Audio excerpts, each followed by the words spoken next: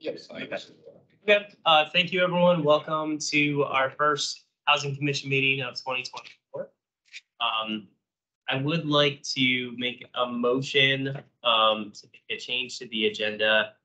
Call the commissioner received a draft letter on source of funds protection. And I would like to motion to add that to the agenda after number 3, which is the red line in, and before number 4, which is the annual report. Do I have a second? Yes. Okay. Any opposition? Okay. Thank you very much. And with that, let's move into public comment on items not on the agenda. I think we just have one public comment. One public comment here. Alice Hogan.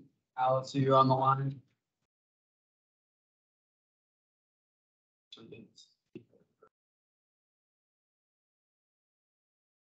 Who's not on the line? Well, if she joins later, we can see if there's an opportunity. So with no public comment then, unless there's any other public comment in the room. Okay, hearing none. Let's move on to approval of notes from the last meeting. Did anyone have any edits or changes to the notes? Were we online or in person? Or online? It was virtual. Because it says, oh, it says present in person, but present. Is that correct? I can edit that Okay. language to make sure it is correct. Any other edits?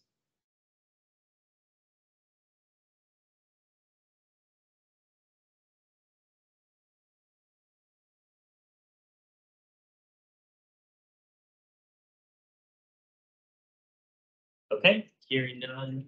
Do I have a motion to approve the minutes? Make a motion. Okay, do I have a second? Okay, and any opposition to approving the minutes with the edit from Karen?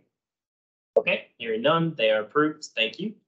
And moving into the red line in action item. You can go ahead. Start. Sorry. Hi, I'm Melissa You can go Danowski. first unless you wanted to. It's fine either way. Yes. Sorry, I think I was going to present first, and then I can transfer it to you if that's okay. Perfect. Go right ahead. Thanks so much. So just one moment while I put the presentation up on the screen and get settled. Okay, so hopefully everybody can see this. Yep. Thank you. So my name is Melissa Danowski, and I'm with the Housing Division. I have a short presentation before turning it over to the applicant, who also has a brief presentation. And so let's get to it. So the site is located on the north side of Arlington Boulevard, or Route 50, along Fairfax Drive, east of its intersection with North Pierce Street. The site plan amendment includes the existing 141-room Red Line Hotel, which was originally constructed in the 1950s and substantially renovated and expanded in the 80s.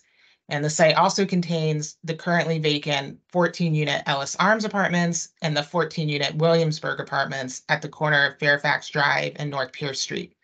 The applicant or partners proposes to redevelop the site into a multifamily residential building containing 446 residential units.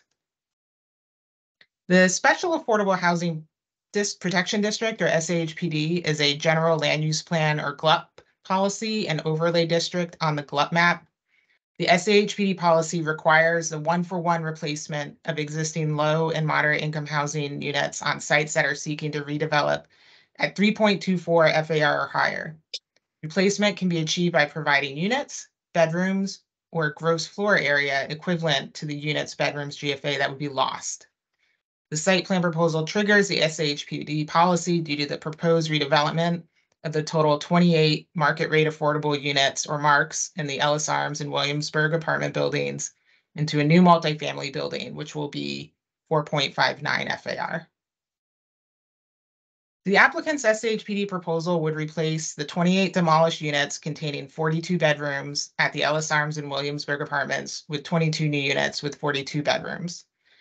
The proposal replaces the bedrooms on a one-for-one basis and also helps meet affordable housing master plan goals for additional family-sized units by including 2 additional 2-bedroom units and 2 new 3-bedroom units. And so please note that this proposal has been revised just this afternoon by the applicant from that handout you may have received last week to incorporate an additional 3-bedroom unit. And the bedrooms remain replaced on a one-for-one basis.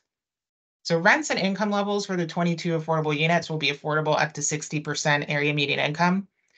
However, those who specifically live at Williamsburg apartments and earn up to 80% AMI can also be income qualified to return to a new CAF with rents up to 60% AMI.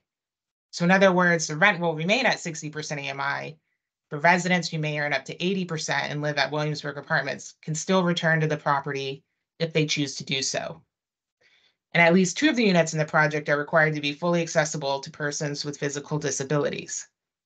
And the proposed site plan would achieve the county's replacement objectives by providing on-site affordable units through the base density, according to the zoning ordinance 15.5.8A, and also 15.5.8I, which states site plan applications that result in the elimination of existing affordable housing will address replacement of the housing in the process of the county board's consideration of the approval of the plan, and also additional density per 15.5.9 as well. So the proposed redevelopment would include the demolition of existing residential units. So as such, the relocation of existing residents will be necessary. The applicant will submit and obtain approval of a tenant relocation plan prior to the issuance of demolition and land disturbing activity permits. The tenant relocation plan will be considered by the Tenant Landlord Commission. And the tenant relocation plan will detail the relocation payments and services eligible residents will receive and will be in accordance with the Arlington County Tenant Relocation Guidelines. Any relocated tenant wishing to return to the redeveloped property will be given priority and relocation assistance before leasing efforts commence in the new building. In consistence with the county's Tenant Assistance Fund policy, a TAF will be used to assist eligible residents who desire to return to a newly developed CAF at the site. The TAF will help pay increases in rent while the eligible resident lives off-site during the construction period, provided the off-site location is within Arlington and under the maximum allowed rent amount. The TAF will be available for 1 year after construction completion as well. So eligible households are those earning up to 60% AMI and who do not currently receive rental assistance. And a TAF funding allocation would be considered by the county board once eligibility and number of residents wishing to return to the new development has been determined. The county board adopted an equity resolution in September 2019. The resolution includes in part direction to apply a racial equity lens for every project. And specifically, staff asks the following questions when considering racial impacts of county projects. Who benefits, who's burdened, who's missing, how do we know, and what do we do? The 2021 American Community Survey 5-year estimate data for racial composition for the census tract where the site plan is located indicates this area has about the same white population as the county as a whole, but varying diversity for other racial categories. For example, there is a smaller percentage of the Black population than the county as a whole, but a higher population of Asian, multiracial, and combined populations and Hispanic or Latino origin populations in the census tract where the site plan is located compared to the county as a whole. And the proposed 22 on-site CAFs will benefit and enable income-eligible families to live in an area of the county nearby metro and other community amenities. In terms of who is burdened, the proposed units will be affordable up to 60% AMI and may not be affordable to households with very low incomes and who may not be eligible for housing grants or housing choice vouchers. For this reason, one could say that very low-income households are missing from this opportunity as well, since these households may not have access to living units if they're still unaffordable. However, a TAF will be available to eligible residents currently living at Williamsburg apartments. We know this information based on the census tract information for this geographic area as compared to the rest of the county.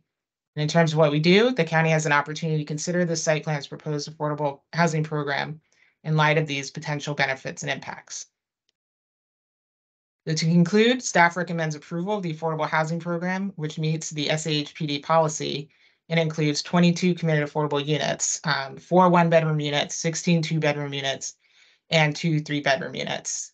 And with that, I can turn it over to the applicant for their brief presentation. Good evening, Nicholas Cummings here with Walsh Colucci. I'm a land use attorney.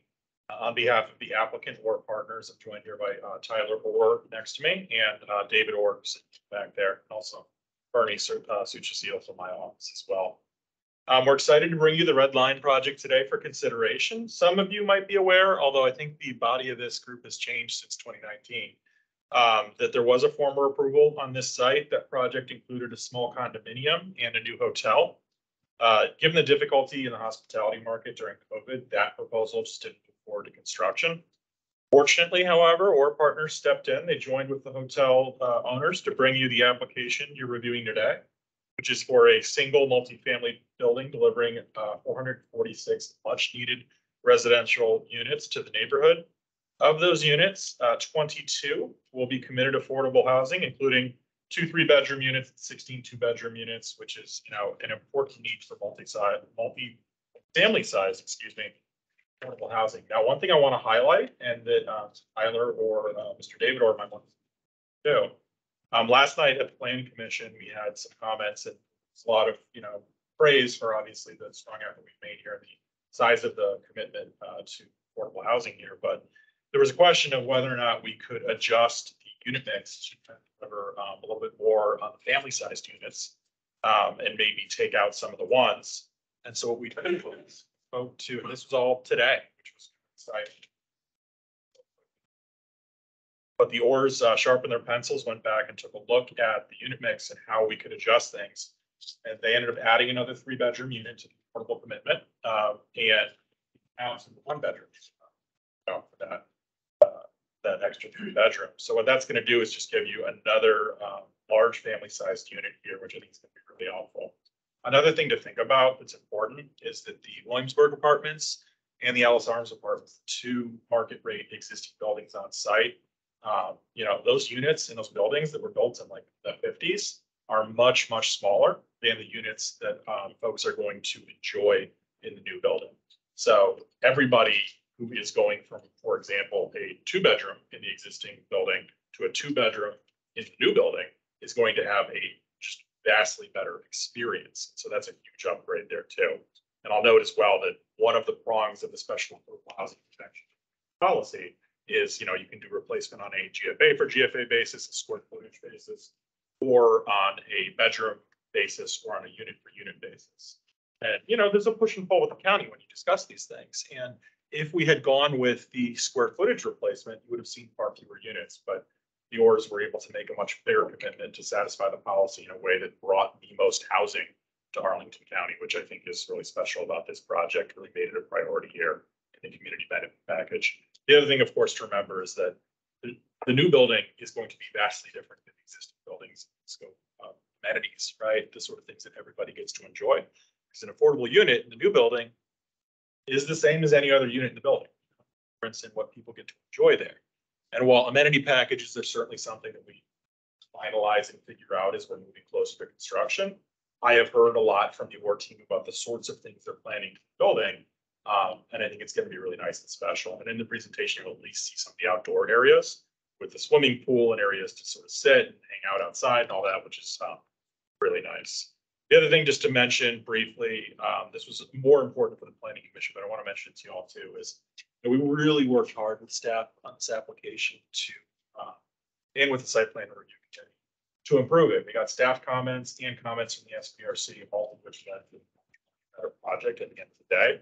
Particularly from the SPRC was on building design, but with staff, it was both before and after we submitted, we had to make significant to us, especially changes to the building.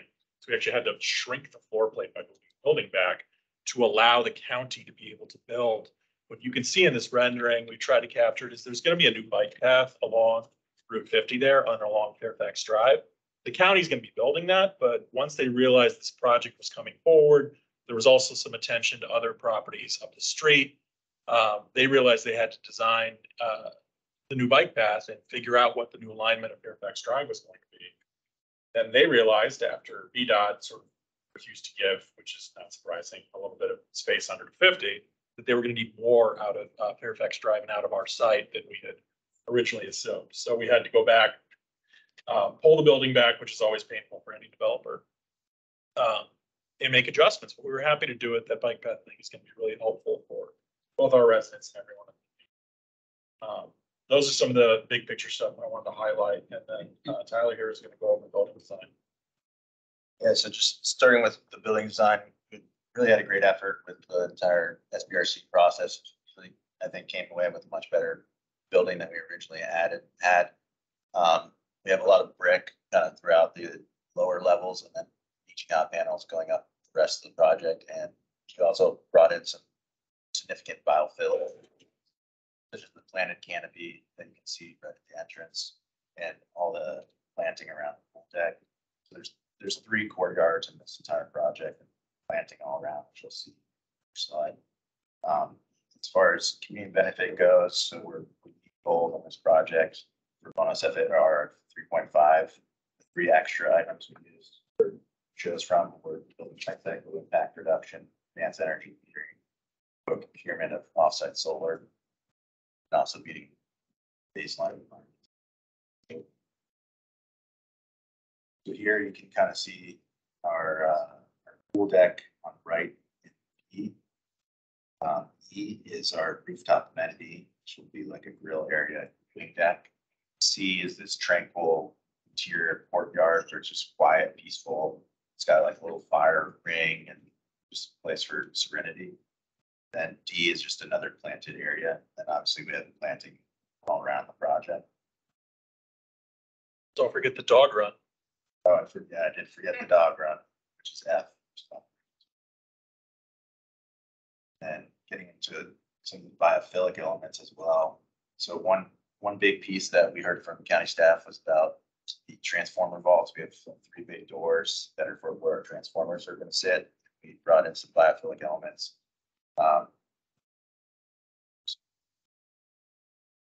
See D, where we wanted to implement some tree, like a design of trees to kind of just hide that massing behind it. And we used some imagery from trees in Hillside Park. Then we also brought in, see it better here, this interesting planted canopy that I'm actually really excited about. I think it really brings design that you don't really see too often, and it's going to give you, because one of the main points from county staff was that you don't really, the main entrance was getting kind of lost in the long facade that we have. So we really highlighted, we wanted to do this planted canopy similar to the one you see on the top that's from New York City. Yeah, ready for questions? Thank you very much for the presentation, both from staff and applicant. And we have one speaker, and I didn't know, it looks like Alice is on. If Alice also wanted to speak on this application, now that she's on, or yeah. Okay, let's go ahead. Kellen. Are you calling on me, Kellen? I was just wondering, Alice, since you weren't here for the public comment at the start, if you had any comments on the red line in action item or no? I did. Thank you. Okay, Alice, we'll have you go after Stuart. Thank you. I'm here speaking for Maya Heights Civic Association. And our first concern is for our neighbors that will be displaced by this project. We were very happy to see that the developer was concerned about them and interested in helping to give them every opportunity to live in the new one. I believe very strongly that the current residents of a market affordable unit should not have to rely on the kindness of developers or to be lucky enough to get a developer that cares, such as this one. For years, I have asked the county to guarantee the ability of current residents to return at the rate that they left, especially when bonus is involved. With so few residents remain, there is no reason that each and every one of them should not be given this opportunity, even if they don't fit fully into the CAP guidelines. I see that some adjustment has been made for that, and that is greatly appreciated. It is not just about units, it's about people. It's about my neighbors, it's about our neighbors. But we hope that the county will use whatever tools they have and if necessary, modify them, such as what we've done with AMI. And if the AMI for the current renters are too little, then further subsidy for current residents, while we would always hope to include units at the lower AMIs, I think the contribution of this developer is admirable at 60 AMI for the long term. Perhaps it is time for the county to do its part. Maybe something can be done with the base contribution that they've been recovering from site plan projects over the years, sure, to make sure that none of the Arlington County citizens are sacrificed in the name of affordable. I want once again to thank the developer for their concern and their efforts to prevent the displacement of my neighbors. If we can't act as a county and work with willing and caring developer to help a small group of Arlingtonians who are being impacted by this development, then when will we be able to do so? There was a discussion of the bedroom mix. I see the adjustment was made. And we would be concerned, though, that that adjustment doesn't adversely impact, because I know you had 7 and 7 currently, the ability of anyone to return. It's made for that. Over the years, I've been told it is the business of various entities, planning commission, housing commission, tenant landlord, or county board, each one speaking about another one usually. I would say there is not a more important group than the housing commission when it comes to this matter, and I can't think of a group that would care as much about the impacts of housing policy. Thank you. Thank you very much. Now, Alice. Thank you. I'm Alice Hogan. I'm with the Alliance for Housing Solutions. I just wanted to point out that the fact that we have this special exception, special affordable housing protection district is a wonderful tool. And this is an example of why we're getting to preserve these units. And so, you know, kudos to planners in the past and for all those who have worked on yet another tool to benefit Arlington residents. I did have a couple of questions. I wondered when the tenant relocation plan is going to the TLC, and also what correspondence has occurred with the current tenants to this point.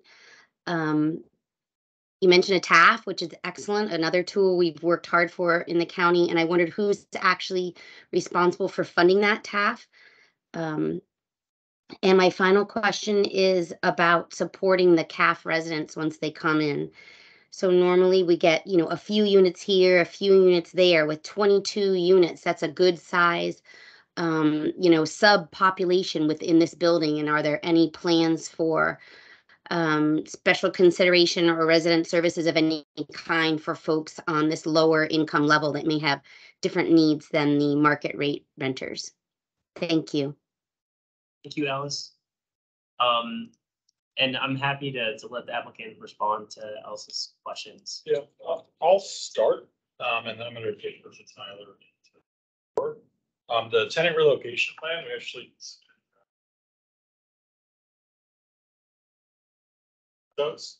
So we'll go through a draft or two with him, and then it will go to the tenant landlord commission at some point after the case is approved. That is actually something that is typically developed post approval and then, you know, goes through the process. But we already had one for Ellis Arms, and we adapted it to this property as well. Went ahead and submitted early just to get ahead of the process. We're fairly organized on that front. Tyler, you can speak to communication. Yeah, so as far as communication with tenants, I personally went and knocked on every single door. Didn't meet with everyone, but I met with everyone that answered the door and indicated that there are these different programs that go through the TAP and tenant relocation plan that's going to keep coming. Advise them that we're going to be redeveloping the property and kind of explain different programs that are going to be available to them so that they can take advantage of. I think Mr. Orr, Mr. Gabriel mentioned yesterday too, which is important, is that, several tenants are delinquent, but they're not forcing this. So really that important too. Well, if I may, Mr. Chair, Please. I think that that's an understatement. I do want to register the following, and that is we've been working on this project for about 2 years. And our neighbors at Belvedere have been really they've been very encouraging and concerned about their neighbors, and it registered with us from day one. And so we purposely not enforced these leases. We have been working with these people for several years now, really to help them with the transition both out and back in. And we've tried to demonstrate that with our community benefits and working with Melissa, who's really a great champion for the county with the way she administers the affordable housing program. And just today, we had an appeal last night from Mr. Stein about can we adjust the affordability requirement, the income requirements of the people coming back. And so we made an adjustment with Melissa today on that. And then also, can we get more family size units? And so we ran the numbers today. We're able to take it and go to a second 3-bedroom unit in combination with the balance of 2-bedroom units and 1-bedroom. So we are predominantly family size units. So I just wanted to say that we've been listening to the community all along. We've taken these things very seriously, and we've tried to employ them from our heart and our caring and empathy, everybody in this process. Thank you, all of you, for that support. Thank you. For clarification, 2 things. Now 22 units and not 24 that are caps. Okay, thank you. Yeah, and that's because of the shift to the 3-bedroom. And then the affordability adjustment, can you guys clarify what that was again? I think I missed that.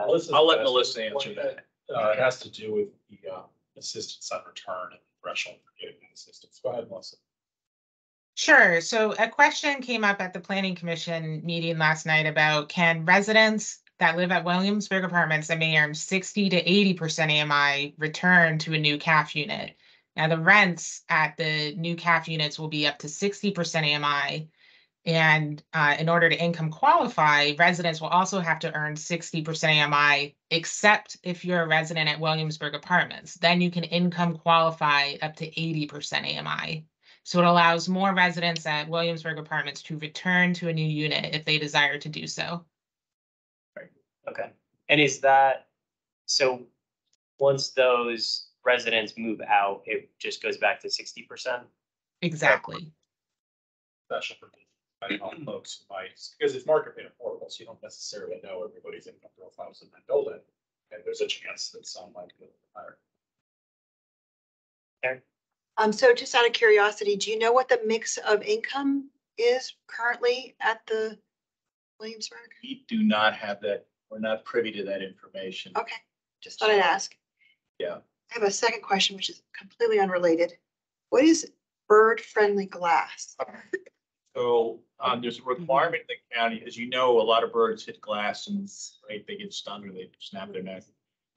There's a requirement in the county that up to, I believe it's 34 feet in height, we have to have glass that the birds can see and avoid. So what it typically has is a special frit in the glass that helps the reflectivity of it so that they can see it and avoid it. Kelly, the communication you mentioned about the options, was that during non-business hours? So it was in the middle of the day. A lot of our residents actually work night shifts at Okay. kind of different hours. So we felt it was the best time as many people as we can. There's actually, so one person actually rents 3 of the units. We're able to meet her, and then we were able to meet another person, younger gentleman, I forget his name off the top of my head. But he knew a lot of the people with the building, so he was gonna communicate for us as well and surprise everyone. I think, Tyler, you met with 12 of the 14 units. Yeah, I think it was 10. 13. There's only 13. 13 occupied right now. Yeah. For something like that, it's whoever answers the door. Yeah. I was just Once. curious on the time. And then will there be any written communications? Yes. As I assume that's part of the relocation. There are Yeah. specific requirements in that, Yeah. obviously following all of that. What's nice too is they've got both our partners who's very, very good at this sort of thing, but also Van Meter, I think, is the property manager there, and they're another company that knows what they're doing. So we've got multiple layers of professionals to make sure everything gets executed correctly. We've already identified, Van Meter's identified 2 properties. We would go put these people, Park Roslyn and Park Georgetown, where they can go while they wait for us to get the construction done. And actually come back. I do wish that the relocation guides required the demographic like survey. I wish for projects like this that we have that information at this stage as opposed to later when it goes to the TLC as part of the relocation process. Done on that? Yeah, but you can come to the LT. It's just helpful. I feel like when we're trying to understand the population for existing, units that are being redeveloped, to have that before we make our decision. I didn't see it and maybe I overheard it. Do y'all have retail at the bottom? What was the reason behind that? The ORs are very good at answering this question, but at this point, I probably am too. It's just not a great spot for retail, and retail is suffering a lot of places, and concentrating in the busiest parts of the county is the best way to ensure that the business actually survives. Except for the taco truck. That is. Yeah. I love that thing. One of my colleagues brought me there in my first few months of working. Yeah, kind of starting. Yeah, like introduced me to. Yeah. What's the process? And maybe this is included in the tenant relocation plan. If there's 12 current tenants in a 1-bedroom who all want to stay, come redevelopment, but now there's only 7 1-bedrooms. How does that look? Yeah. Does that happen? I mean, Melissa, I think you might be able to help us a bit on this, just because that does get into sort of how, affordable units get rented in the county. I think that here we have how many occupied 1-bedrooms? 6 out of 7. 6 out of 7. So we have 6 occupied 1-bedrooms, and then I think we have 4. 17. Yeah, I meant in the commitment for the new building.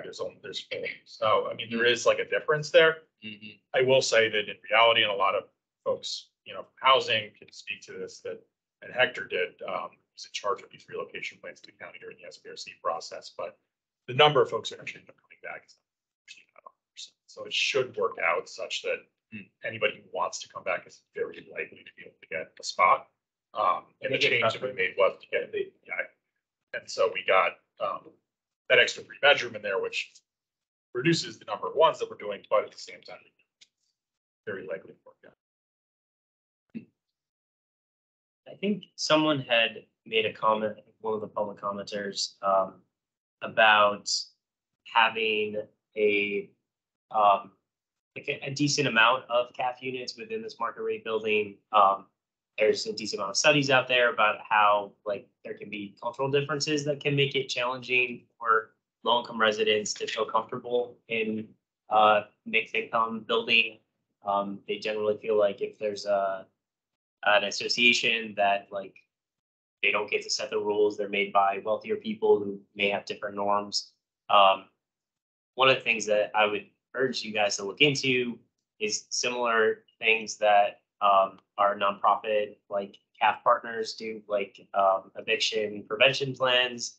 That could be setting thresholds, like if someone owes less than $500, we'll work with them. We don't do eviction proceedings until they hit a certain threshold. Just understanding that lower income people have different challenges than your market rate units, and just looking into if there's policies like that that you guys can put in place. Granted, that's not your primary mission is to serve low income residents, but I would definitely encourage you to look at, where you can make policies or do things to, especially the residents who do come back, have them feel like this is still their home and they have a say in how things are run, what activities may be available in like the common spaces or things like that. Anything you can do on that, I think, would be beneficial to having them feel like this is still their home as opposed to there's a whole bunch of hundreds of other people who make a lot more money who are now here and feeling like it's not their place anymore. One thing I'll say is, there was a question earlier too about services specific to affordable residents, but Mark Roslin, right next door, is a community affordable building. I think it's Tampa managed. I'm sure that the ORs can reach out and see if there's any opportunity to get some sharing of like the sort of just support services that might be offered there to allow some of their tenants in there, but think back about how to welcome folks. That would be fantastic. For, the number of units, 446, and then the affordable units, how many, like market rate are bedrooms for bedrooms? So I know off the top of my head that of the 3-bedroom units, I think we got 2 of the 6. Is it 6 total or is it 7? It is, it's 6. So 2 of the 6 3-bedrooms are committed affordable. I think this is still accurate. Yeah. And then we have 155 total 2s, like true 2-bedrooms. So the significant give is 3 bedrooms, really, because folks, generally speaking, reluctant to give us up because they're big, right? It's quite high. So that to me was a big concession to see that come from Mr. Bull. Oh, yeah, I see that you are using the green building incentive policy and you're on the level 2 out of 5 of that. I was wondering, I know you said you had electric car charging. I was wondering like how many of those stations out of the garage are going to be either having the chargers or be able to be converted to electric chargers. So it's 4% day one, so and then 19% total. That comes to a total of 11 unit spaces day one, and then 39 future. All level 2. Yeah, all level 2 charging. Driving electric trucks. Frustrates me when they're not level 2. Yeah. They're all gonna be level 2. Planner behind me just got the Ford hatchback and I'm jealous. Any other questions from commissioners? I think there was a question that Alice had asked that I was curious about the answer about the TAP, and I believe that's county funded. That's not, the applicant does not pay for the TAP. Okay. Yes, that the TAF would be AHIF allocation. And that allocation would be made once we learn a little bit more about the residents' income levels and their desire to move back to a new unit at the new development. Thank you. Any other questions? Okay. Do I have a motion? Would someone like to make a motion? Okay, To approve. okay. Proposal as it's been presented to us this evening. Okay. With the corrections that were, I think were not even corrections, they were. Discussion, including discussion in the letter, yeah. Yeah. Do we have a second? Okay, let's do roll call for this. Okay, let's start with Commissioner Blake. Commissioner Montgomery, Yes. Commissioner Surface, Yes. Commissioner Norris, Yes. Commissioner Wanger, Yes. Commissioner Rubalcava, Commissioner Blake. I already said it. Okay, yep. Commissioner Escobar is not. Commissioner McGilvray. Yes. Commissioner Linick, Yes. and I vote yes as well. Great, it passes. Yeah. Thank you very much. Thank you. And this is a great project. You did great. Friendly. Yeah, it's like really fun. It really Got does. to, I just- But this group seems younger than it has been, which is good. think he's online. People of my generation here. We're just getting old. Yeah, that's what you say. Oh, yeah. It goes like, You're definitely not old. Hear that? Then I'm not. Yeah. Okay, moving on to our next agenda item. 30 years. County oversight. Oversight. Yeah, sorry, which one? Okay, so our next item on the agenda, uh, 2 hours. if we could cut back on the side conversation. Well, I don't know, it hasn't been 2 hours. Thank you. Okay, so our next item is the source of funds protection, resolution letter, to the county board. So I think Alex emailed this out with this extra. To the commissioner.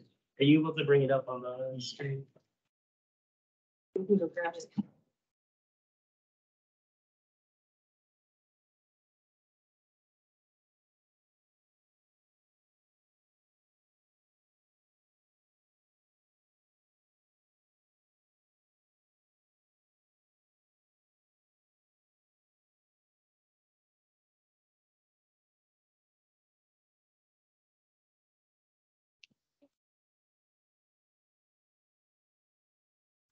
Yeah. If you can scroll down to just the main text. So just a little introduction on this.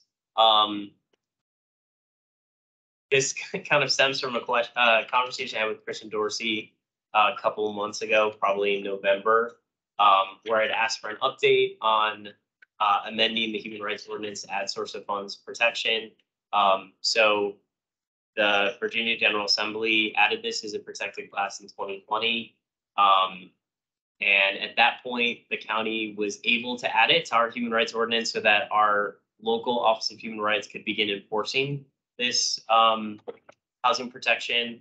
They have not yet done so, and it has been a frustratingly slow process. Every time I ask for updates, there's always some reason, because of we're waiting for the county attorney's office, or we're waiting for this and that. It's been 3 years and the county has not been enforcing this right and this protection, which frustrates me greatly. Christian suggested, why don't you do a standalone letter to the board to just remind us, he's no longer on the board, but at the time, to remind us that this is important, and maybe that can help speed things up. So because of that, I drafted this letter that just kind of, again, explains what I just said. Also, the fair housing plan that was approved by the board last year that we considered also says that the county, needs to add source of funds protection to the human rights ordinance. It's a quick and easy change to the ordinance. It's not complicated. It's just making it consistent with state law. And it's just has not been a priority, because if it was, it would have been done by now. So I would like the Housing Commission to send this reminder to the board that we value having this protection in the human rights ordinance, and we think that the board should move quickly to make that happen. Discussion, questions? so if someone files a fair housing complaint, not through Arlington, but through federally, then they are getting that protection. Federally, no. So Only if they go to Virginia, the so state, you would yeah. have to. So they would have to file with the Virginia Office of Fair Housing. Okay, to get that And they protection can right now. enforce it. Okay, But if they file it locally through the county, they won't. they get don't it. get that And protection. federally, it's not a, And also federal, like HUD does not recognize it either. So it's only through the Virginia Office of Fair Housing. Do you really still have the reason why it wasn't important? No, it. So in the same General Assembly session, they also added sexual orientation and gender identity. County, probably a week after that went effective, it became effective, added gender identity. It was just, that was a priority. Not to say I'm glad that they did that. Sexual orientation was already in our human rights ordinance. And we predated the state in doing that, but this just wasn't a priority like the other protections have been. And this one I think is incredibly important because the housing choice voucher program, housing grants, and other like subsidized income things, they're less effective programs if you're limiting where people can use them. And having talked to landlords who flat out have told me I will never allow someone who has a housing choice voucher to rent in my building, this is a very important protection. And to make sure that those landlords know, like, no, you have to, just because someone gets income from a different source, you still have to, treat them like you would any other renter. So I think this is very important. It doesn't impact a ton of people because we have about 1,500 people with housing choice vouchers and a little like 1,400 with housing grants. But it would also be veterans benefits and any other type of like income other than like a retirement or W-2 or something. That sounds great. We agree. Why don't we change the date on it though? May 10th? Yep. Yeah. The date is the template from an old letter, and I messed up the date, but that will change. Any other discussion? Are there other, well, I guess two things. One, are there any other protected categories in state law? Included in county?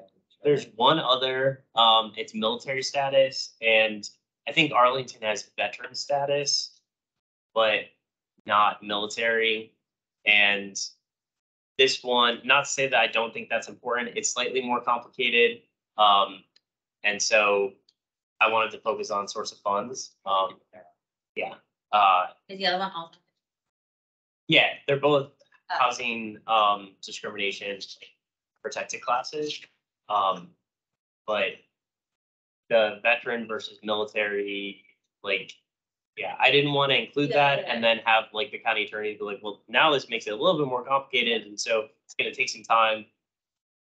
I wanted to move forward with source of funds.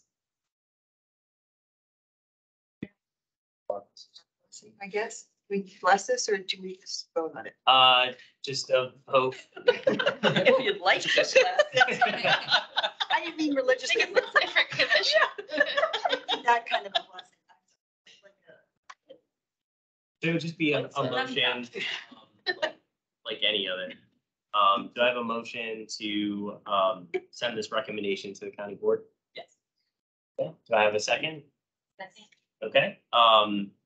And let's do a roll call just so that we can add it.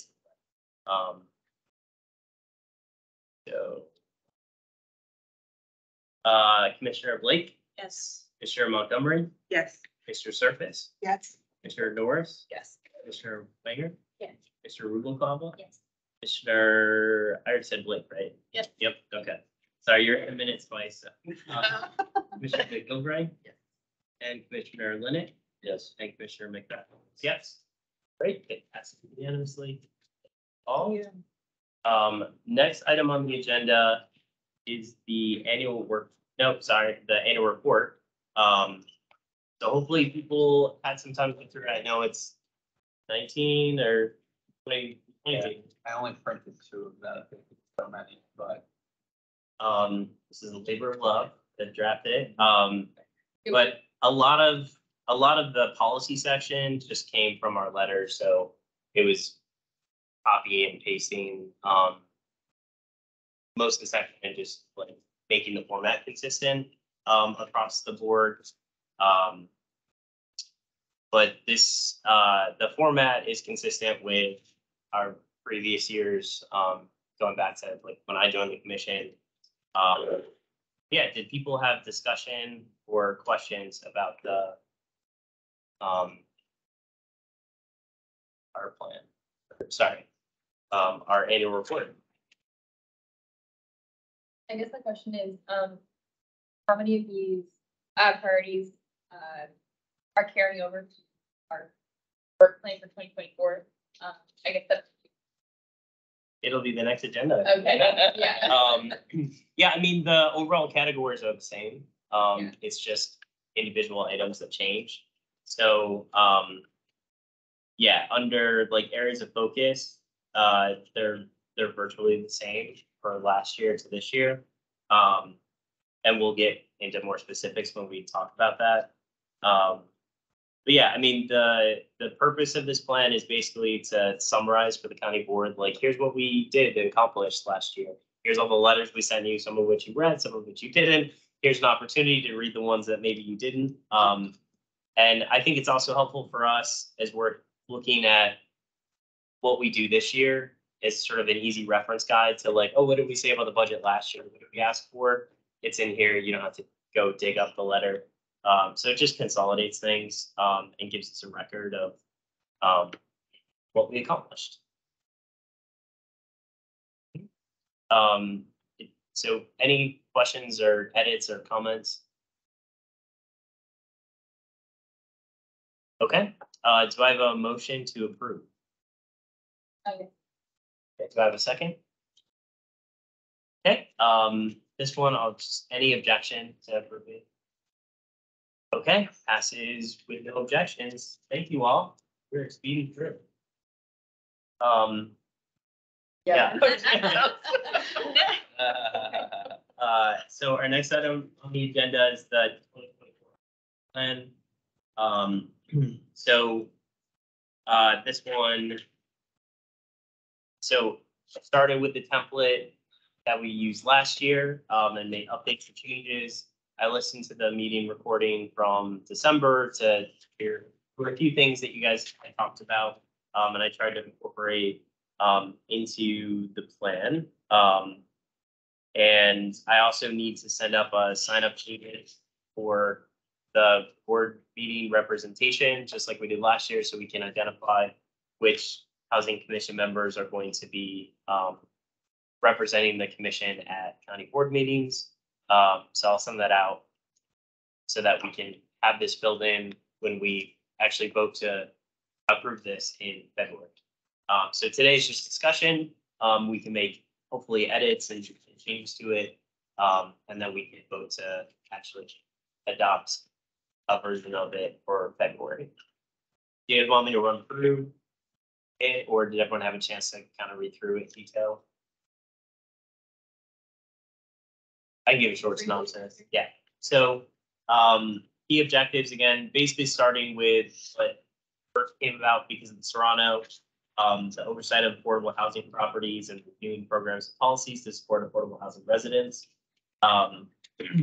So this is updated based on what happened last year, but it continues to, say we should follow up on the implementation status of the recommendations that we made, as well as the strategies that staff committed to. We should continue to promote tenant empowerment. I think we added last year the examine strategies to advance economic ability and promote pathways out of subsidized housing. And then continue collaborating with the Tenant Landlord Commission and other advocates. And that's what we have. One of the things that I would like to do this year is kind of create a fun table of the recommendations that we made in the Serrano report to send to staff and ask them to specifically respond to, like, have you taken any action on this recommendation? Because I feel like the presentations we've gotten from staff thus far have been, here's our CAF strategies, like things that we've committed to. Many of these are very similar to what you recommended, but they have not specifically responded to each of the recommendations and said either we're doing something about this or we're not. So I'd like to send that to staff and make it easy for them to go through and say, yes, we're not doing this one, or, here's what we've done to implement this recommendation. Because there's definitely things that I know staff have not worked on and are not part of their work plan. And there's other items that have been. So it'd be nice to have that clarification, because instead of just looking at their CAF strategies document as the as kind of the only implementation like guide. And then for the maintaining and strengthening role as Chief Advisory Commission, the County Board on Housing Issues, the language of this changed slightly, and that was because the county board, when they amended our charter last year, They changed it so we're not the chief advisor to the county board of housing. We're the chief advisory commission, and I think they said that like the county manager is the chief advisor, so we're the chief advisory commission. So that's why I had to change the language in here to be consistent with our charter. So the first one is working with staff to build on the progress we made last year with our equity framework to ensure that the data and the presentations that we get has the information that we feel like we need to be able to make those informed decisions. Looking at, the impact of projects and policies on historically disadvantaged communities, and also knowing like what type of consultation was done with those populations. I think I added in, based on the discussion last month, identify and disseminate best practices in the housing policy field to shape commission discussions and recommendations. And then the next bullet about county board meetings, that is the same. I added the bullet about ensuring that we have regular representation at the long-range planning commission or committee and site plan review committee meetings. I think Alex said, and about 50% of them right now. I would love to get that number up. I know it can be inconvenient from a schedule perspective for the SPRC and the LRPC meetings, but they are our best way to influence those projects and actually have our voices heard, because by the time it gets to us, they're not making changes. So if we really want things changed or we want to shape it, I think it's really important that we have people are at those meetings and representing the housing commission. Sorry, I just put on that.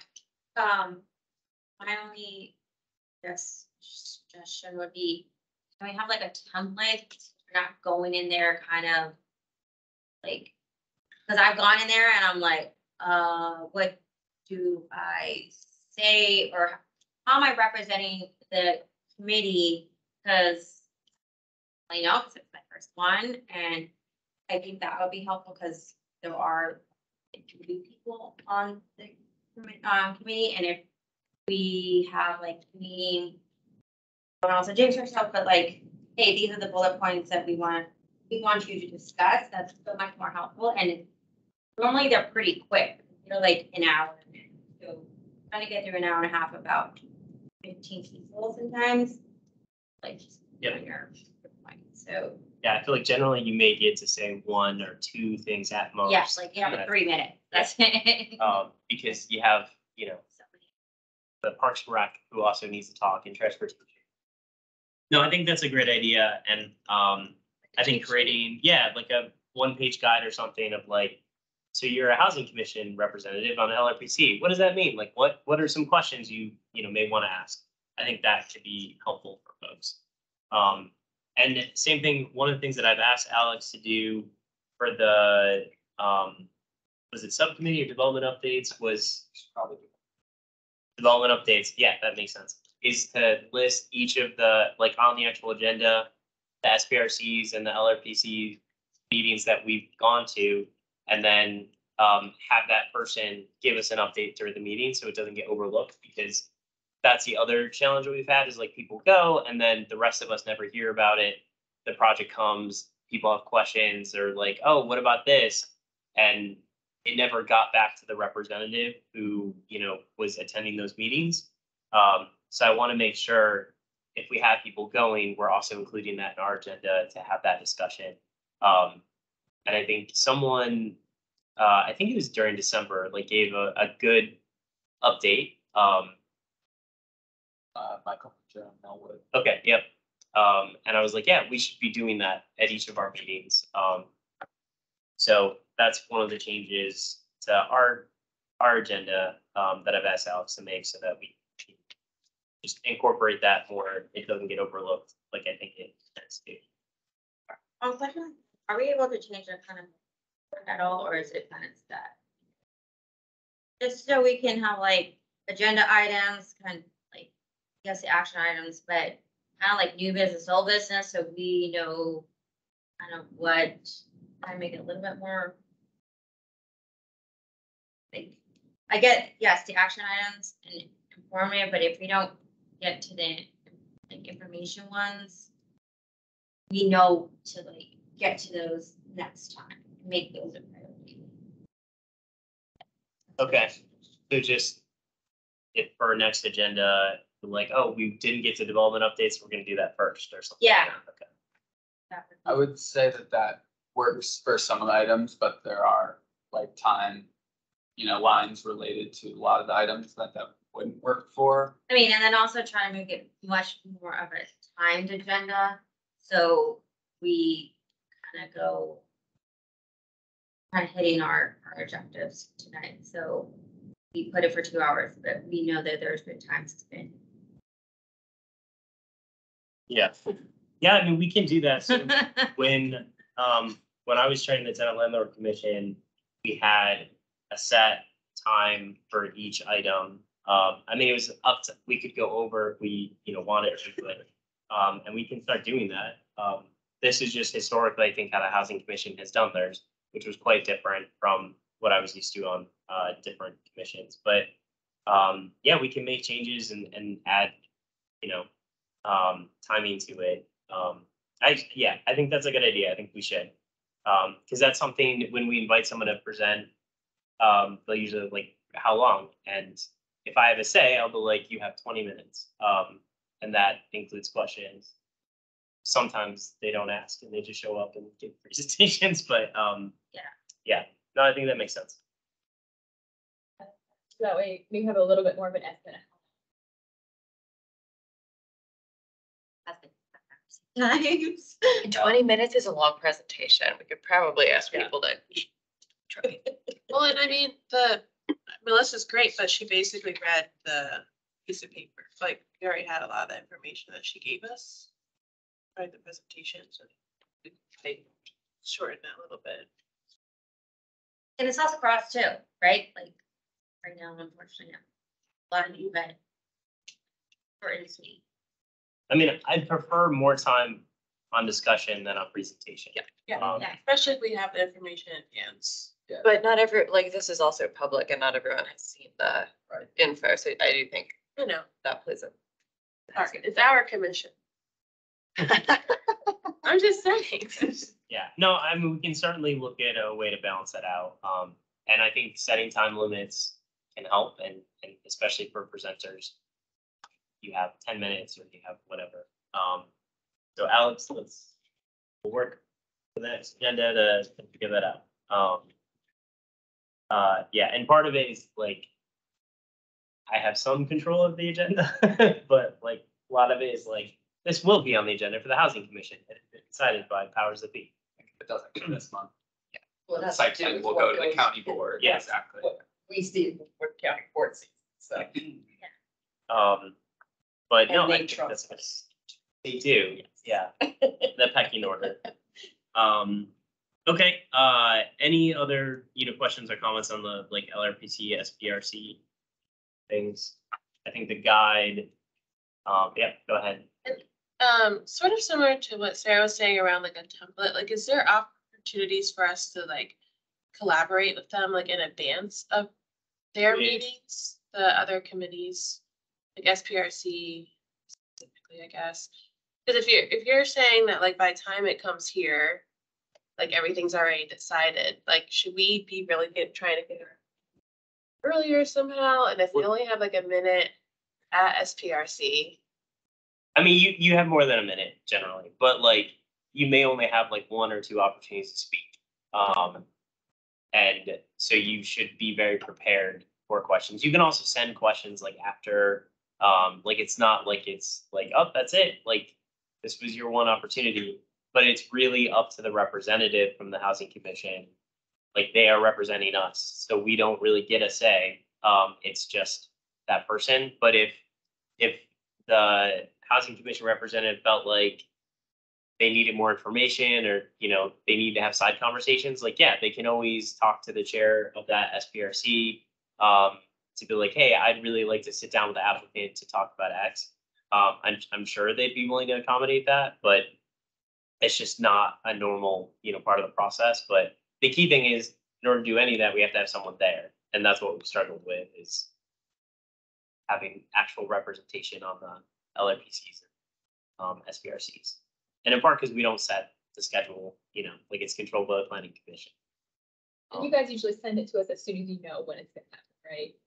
So, yeah, that's another one of the issues with it has been that we don't know the date of the meeting sometimes when we're here at this meeting, so it's hard to have people commit to that, Unknown floating date. date. So that is an issue, but, yes, I mean, if I see, an opportunity, I'll forward it on to the commission to get it to you all as fast as possible. Can you get them the same time I do? Or I should, if, we're all gonna be, signed up for the same, alerts, from the planning commission. Yeah, we can, see what we can do on the knowing the dates thing better, but it is sometimes I don't even know that until, Yeah, I mean, I signed up for the Clarendon Presbyterian one and it's still not scheduled. And I think October was when, like, or September, yeah. pushed. So I have no idea when that will be. And it could be, some random date. Yeah, that's it. So, unfortunately, not a lot of transparency in that process. Either, in addition to not knowing the dates in advance, like no one says like, oh, it'll likely be this. It's just like, we'll tell you when we're ready to tell you, which would be great if it changed. But I think that's planning staff that we'd have to convince to be more transparent. Anything else on that before we move on to some of the next items? Okay. Working with the county board and staff to maintain a full commission. So we have 2 vacancies right now. I'm interviewing some folks for if you have anyone that you think would be a good fit, please apply. Because it's good to have more candidates and so hopefully at least one of those slots can be filled for next month. We'll see about the other spot. And I think the last one is like self-explanatory about working with the community to listen to diverse ideas. So that's the maintaining our role and strengthening our role as the Chief Advisory Commission on housing issues. For policy, this is really the one that changes the most from year to year, I feel like. For this year, monitoring implementation of basically missing middle, I think is going to be key as we see what starts to happen. So they approved, remember how many applications so far, 24 or something, or it was a lot less than what they could have approved thus far. But I think there just haven't been that many applications. But it's very low. What we're seeing, or what? the flood of like, oh my gosh, the entire county is gonna be. I don't think, truthfully, it doesn't surprise me, but I think it's much less than the cap that everybody's concerned. Yeah, about So putting it afraid down. of. Yeah. I think the cap was more like I had ideological issues with it rather than. So monitoring that, seeing what's happening. Also related to that, I think this year staff is working on the whole like related thing for enhanced housing opportunities that the board asked staff to study. I think that is supposed to come out this year. So that's part of this. The redevelopment and financing of Barcroft, that's I think finishing implementing the master finance plan for Barcroft, and starting the redevelopment this year is going to be key. This is the same as last year, but continuing the affordable homeownership efforts. And Karen and I were talking. Do you want me to give an update now or later? Later. But yeah, continuing that subcommittee process, and eventually the report will come out with the recommendations. And on that, the housing grants program, my understanding is that comprehensive review that took place last year is supposed to become public this year. So I think once it does, we'd like to weigh in on that as well and be informed and updated. I think it's done. I think, wasn't it they wanted to wait until the budget like season to present or something, or I kept asking for, can they come brief us? Can they come brief us? And the answer was always later. But I think this year they're supposed to release it, but so when that does drop, that'll be significant. Modern-day implementation of the regional fair housing plan that was approved last year. There's so many things to that plan. So just following up with the county, making sure that things are moving forward, seeing how we can help with that.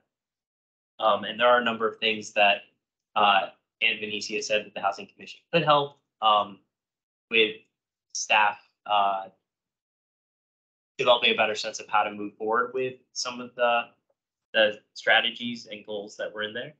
I added this one, provide recommendations to increase engagement with low-income and historically marginalized populations in the development of county housing policy and plans, including the SPRC process.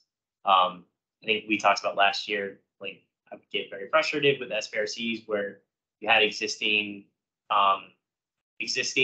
market rate units that were low income being redeveloped, and you didn't have any of those tenants at the table. All other people or like the homeowners who lived across the street had a seat at the table. I was like, why aren't the people who are actually having their home torn down and replaced like sitting here talking about their perspective? And so I think continuing to push for the county figuring out how to include those residents in decision-making processes as much as they can and having us recommend the best ways to do that. I think we should continue to try to do this year. This one stayed from last year, the review and monitoring of the county eviction prevention efforts. I think continues to be important. This one is new, or sort of a mix of old and new. Examining opportunities to increase the supply of affordable housing. And so as part of this, re-examining the affordable housing ordinance and associated Virginia statute, that was in there in some fashion last year as well. Examining opportunities to streamline and reduce bureaucratic burdens on the development / redevelopment of affordable housing properties. That was in there last year as well. Collecting information about affordable housing production best practices from surrounding jurisdictions to consider implementation in Arlington. That's new. I'm having discussions with the board and other folks to try to figure out the best way to tackle some of this and what would be the best sort of outcome or format that the board would like to see some of this information. So stay tuned. I'm hoping in February I can come back to the commission with this is kind of the proposal, but I don't have, it's not in a place yet where I can really talk definitively about what that could look like. In terms of the collecting information about best practices, is that something where you could go to some of those advocacy groups like AHS or like, because they seem to be pretty expert on. Yeah, and I think one of the things that would be helpful to look at if we can is what does affordable housing development look like in Fairfax and Alexandria, in Montgomery County, and other places? Is it cheaper? Is it faster? Are there things that we can learn from other jurisdictions? And even just having conversations with HC, APA, and Wesley, because they all work in other jurisdictions in addition to Arlington, and just seeing, are there best practices that we can implement here to make this cheaper and faster? Is that something we could consider in conjunction with, like, I don't know if it's a planning commission or someone else? I guess I feel like that is part of the your nonprofit partners and others probably have some pretty concrete ideas. Yeah. But if we're just writing them down and sharing them with no, we need to share them with people that can actually like. Yeah. Right. If no one's going to implement anything. Yeah, exactly. That's one of the series of meetings that I'm trying to have to discuss this is with the planning commission to see, because I would like to do all this in collaboration with them, and see. It would have a lot more weight to it. What could that look like? Yeah, hopefully, again, by our next meeting, I'll have much more definitive, like, okay, this is what we can. When you say affordable housing, are you just talking about rental or are you talking about homeownership? For this, I was just thinking rental. I was not thinking homeownership. Since we have a separate homeownership effort, yeah, were you thinking that? No, I thought it was rental, but it's not clear. I can make that change. Affordable rental housing.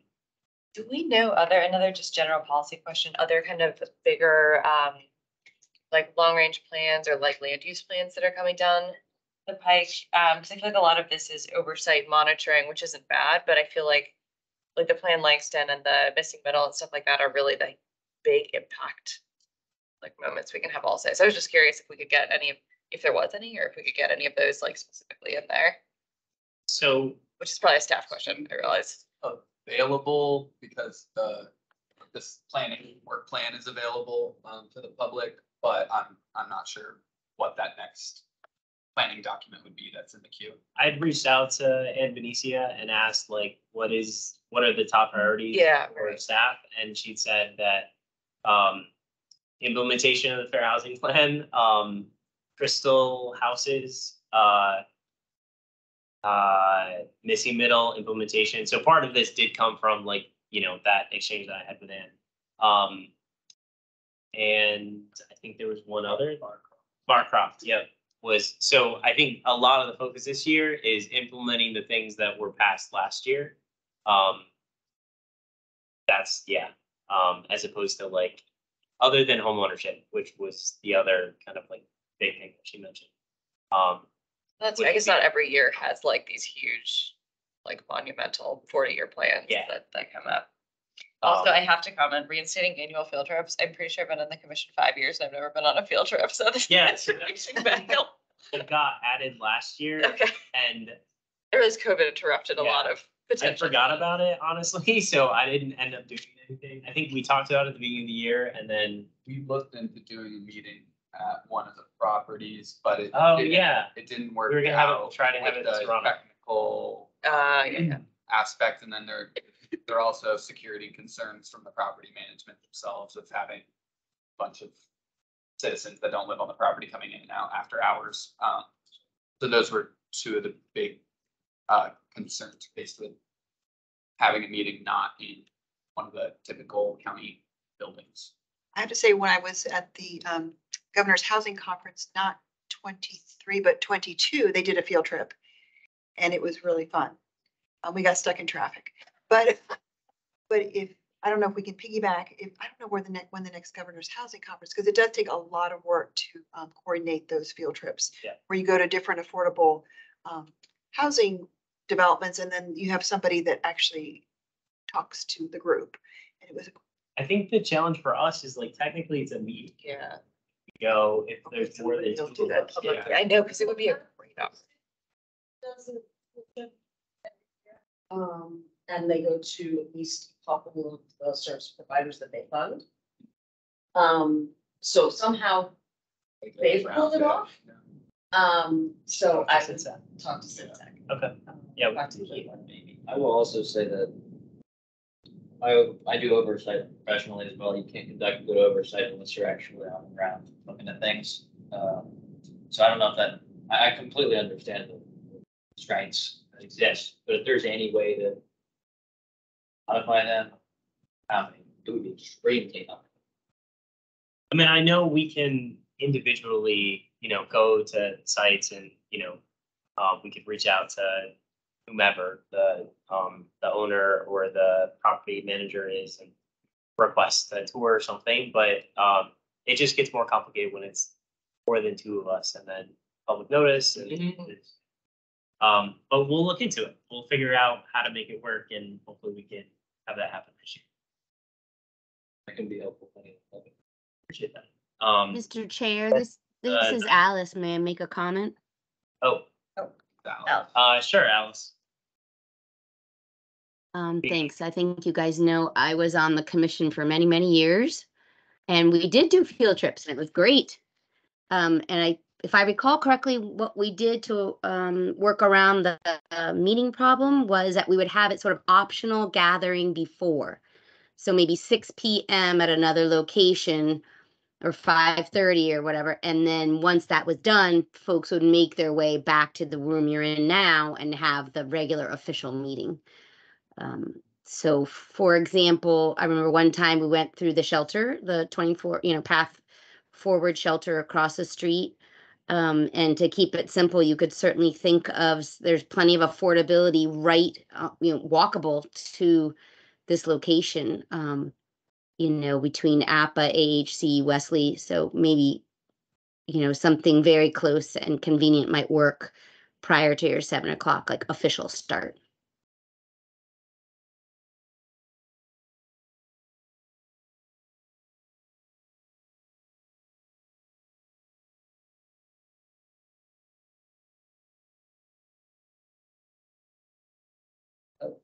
Virginia's public meeting laws, but that's in other states, that's it, that's how they do.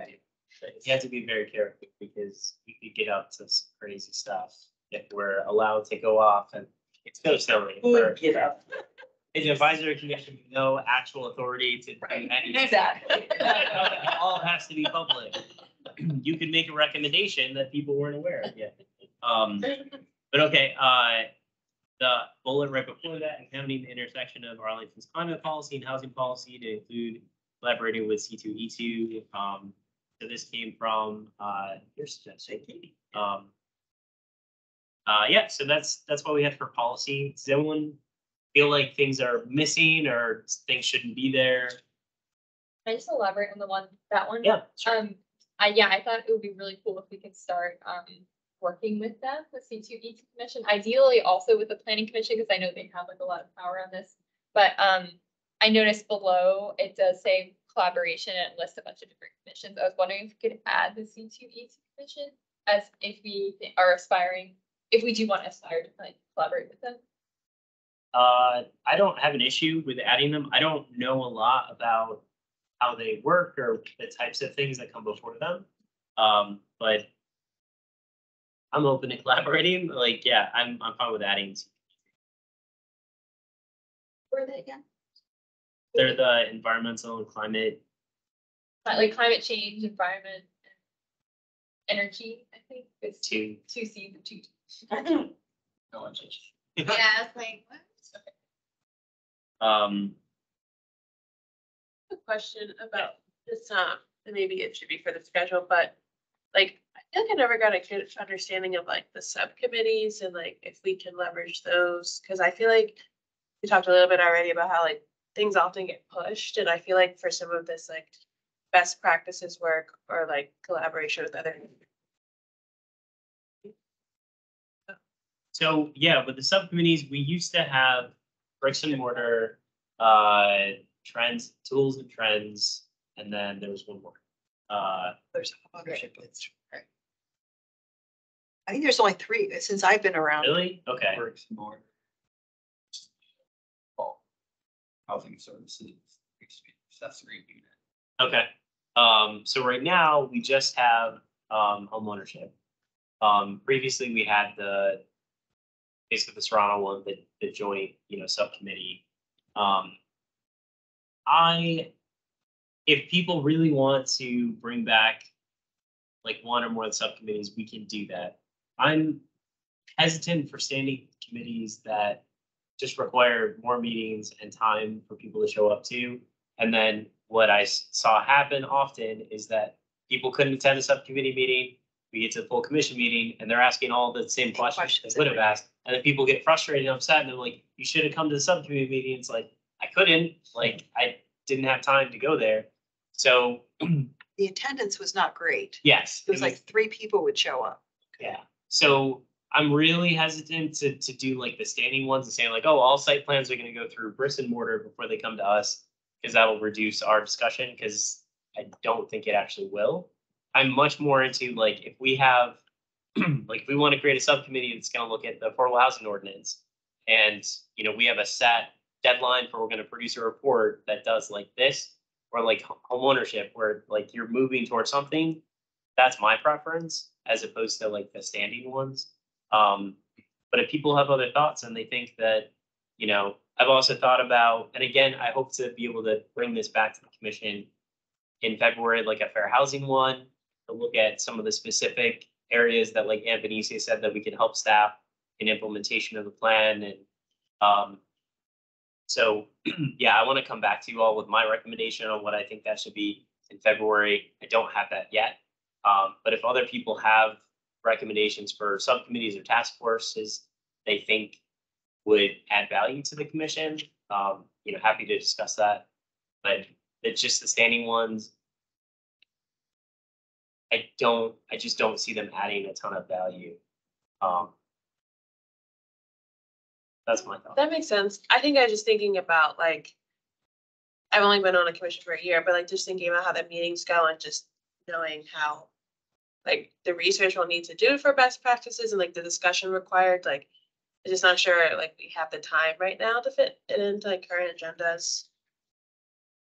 That was really my thought process. I hear what you're saying. I just feel like it wasn't necessarily faster before. I think part of it is if we institute presentation time limits, and if I get more like, oh, you've already asked your question and I'm going to move on to someone else and then we're done with this topic, which I hate doing, which is why our meetings tend to go long because but I can do that if people want like, hey, we're going to be out of here 2 hours no matter what.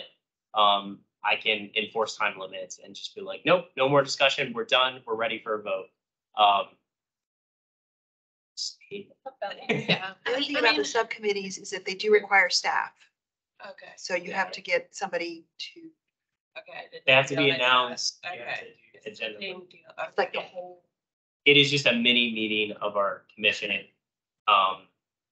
And yeah, so I Well, just maybe for remember. something like best practices, like we could bring in like other, like it wouldn't have to be us researching. Maybe we bring in like experts in this field or something. And I don't know, maybe we can just think about like what that means for us. And so it's not, because I definitely hear you also like, okay, everyone, here's your homework assignment. Yeah. It, like, We did that with legislative priorities, and I thought Yeah. that worked out well. yeah. But it was for a specific, like, hey, we want to spend more time on this topic. We're gonna have a separate like subcommittee meeting or something for it. Those work. Yeah, I think that's great, and I think that was a successful example of that. It's just the standing ones. I think it just takes, more time and effort. You have to have separate chairs of that too. People commit to like, yes, I will be chairing this, like whenever it is. Yeah. Well, that makes sense. And for me personally, I don't mind if the meetings go over if we're going over like unique information or unique questions. But I don't want to say frustrated, but I guess for lack of a better word, is when we kind of are going over the same thing like every meeting. Or if it's something that we already have the information for, I just feel like there could be like better use of our time. But I think we've discussed some ways that we can like put in some efficiency. Yep. And I'm always open. I mean, people have ideas like, last year someone recommended the break. Like if we do have a longer meeting, can we take like a bathroom break or something? Happy to do things like that. We're gonna add times to the agenda. I think that was a great suggestion. So if there's other things that people have, and it doesn't have to just be now, it could be at any point in the year about, hey, I think things would be more efficient if we did it this way and more effective. Please let me know. One more clarifying question.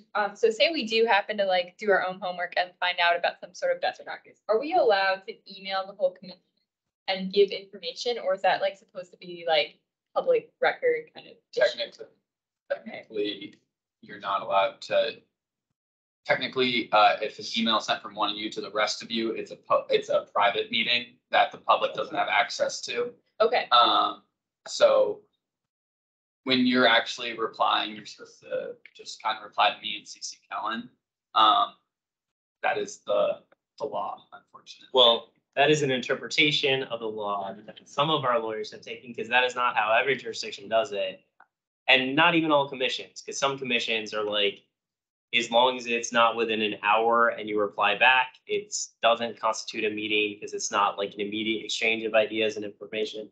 So it just depends on the lawyer you talk to, how they interpret it. But yeah, in general, we're not supposed to be sending a ton of back and forth information through email. And also anything where you discuss commission business, just a reminder, is FOIAble. So and that includes your Gmail, your personal emails. Someone could submit a request, so just be aware. Try not to badmouth a bunch of people in your emails about commission business, because it could go. Generally, probably. So question in reference to sort of a lot of the references in here of like provide recommendations or examine stuff. How much of that is potentially locating what staff does? And so for instance, like, I would not be surprised if staff has had discussions with other jurisdictions and things like that. So I just wondered, not that we shouldn't have it here, but whether that should be coordinated so that we're not necessarily duplicating what staff has already done. Sometimes staff has done that. Other times they're like, it's not our work plan. Sounds like a great idea, but we don't have the time or resources to put towards that.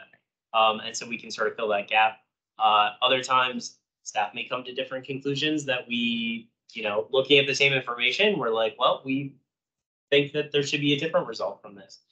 But whatever we would do, I'd want to coordinate with staff so that, like, if they say, hey, Cal, we already did all this, like with the affordable housing ordinance, staff has a whole report about it. If we do end up looking into that this year in a official sort of capacity, we're going to be leveraging what staff's done, what outside groups have already done. That's why I just wanted to make sure that we were, not that we would analyze it in the same, but we didn't need to collect it if they'd already collected stuff. Yeah, So- well, and part of that too is asking staff to present to us on what they may have already found related to this. Like, hey, staff, have you already looked at this? If so, can you present to the commission on what you found? And then we can take that information and decide what we want to do, or if we want to make a recommendation. I have a thought on schedule as well, or maybe I'd just be interested in what other people think, but I think in past years, and one I really appreciated last year was some like educational stuff that was in here. That's not just like our recommendations or like even like voting on site plans here in Arlington, but like when Russell and Melissa did like the thing on bonus density, like that was really interesting. I'd never, no, I've lived here and developed stuff here and I never knew any of that. So I really appreciated that. So I don't know if there would be topics like affordable housing finance, Virginia housing tax credits, other stuff that would be like valuable, not just like as a one-time thing, but you'd be able to take that information across in when you're learning about other projects. So I'm sure there's others. And that, just to piggyback on that, so for instance, like when the commission has presentations like that are educational, that somehow we can mark them so that if new people join the commission and they want to be, like somebody joined like right after they did the presentation, but they didn't have the presentation, then they know to go listen to that meeting. So I do tell all the new, and I told you, and I watched them both. Okay, Go good, watch the good. March and watch the September, presentation from staff good. bonus, and I Okay, do yeah. say that to the new staff or new. Well, somehow new we commission. can sort of codify that practice. Well, and that's the thing, people have brought up, That's handy. do we have onboarding materials? We Yes. don't. Right. I would love Yes. to create some. But I have for the some commission. stuff. I don't know where it came from, but I have I like didn't I get it. found stuff the other day. It's like a list of like a glossary. And I was looking at it going, wow, this is great. If anyone has I'll- materials like that, I'll please send them scan to it. Alex and myself, because Paper form. we should have onboarding information for new commissioners, so it's not just like, I don't know, listen and figure it out. Right, like Um, the terminology. You could even take the slides that were presented It's like a. at meetings, put them in a little binder, part of a intro brief. Be super useful. And I can also happy to help with any of that.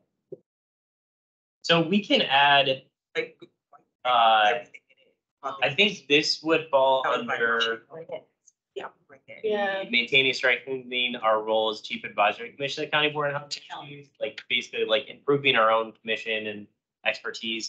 So I think the education presentations and talking to staff, because staff were the ones last year who decided a bunch of new people who clearly don't understand the affordable housing ordinance super well. So why don't we present to you all and they were like, hey, kind of, we're gonna do this presentation. And I was like, okay. So, and same thing with bonus sensitivity, like they decided, like, listening to the discussions, I think some education is probably warranted here. So if there's other topics that people think would be very helpful, or if staff thinks like would be helpful, I'm happy to have that conversation with them and see if we can start planning that out. I think that's a really good suggestion. And also coming up with some materials. Also, if there's anyone who would like to help with especially the onboarding piece, so that it's not just me who has to put everything together, that would be great. Because some of this is limited by like, what is my capacity to like do this? Awesome. Alice, to answer your question, so not specifically from housing staff, there is like a new commissioner's orientation that covers things more broadly. But there isn't currently a binder, put together with all the housing info. But I think that's kind of what we've been discussing last few minutes. When I joined in 2020, Joel gave out like a white binder, everything about the commission and all this. Yeah, he had it like. I did not get that. I know you didn't get it? Oh, yeah, I got that binder. Well, if you have the binder. I have to go look at my storage, but I will, if I can, it's in my storage. Oh, but I'll get it. I'll bring it next meeting out. Why not? Yeah. Yeah, if anyone does have materials, please send them on. And well, if you could talk to Joel, just that would be super helpful. It's a great idea. Okay, for collaboration,